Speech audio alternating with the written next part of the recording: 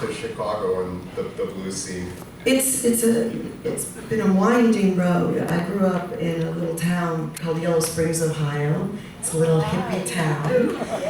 I've hugged a lot of trees in my time. And when I was 3 years old, my mother, and I don't remember this, but my mother took me to see the musical Fiddler on the Roof. And she said that I sat there in the beginning of that movie, if you've seen it. Isaac Stern, one of the greatest violinists ever, is shown in silhouette on the rooftop playing the overture, beautiful score.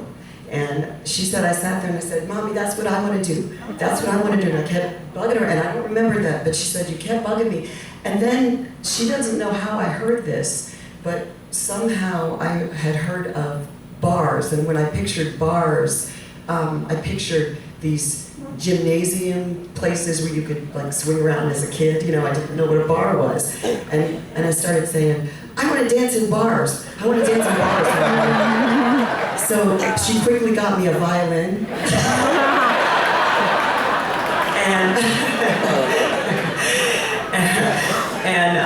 And so I started studying classical music when I was about 8, and I had a private instructor.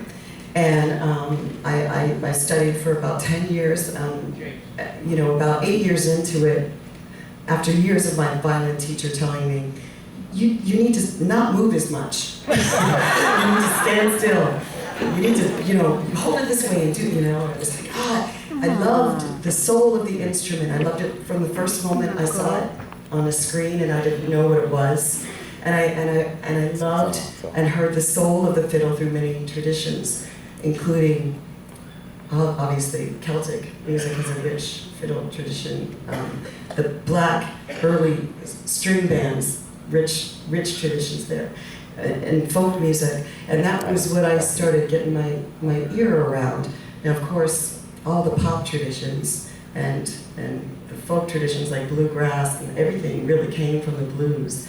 So my path then led me to playing in cover bands in Chicago to make a living, listening to a lot of stuff, trying to learn how guitars approach their sonic world, because I liked those approaches.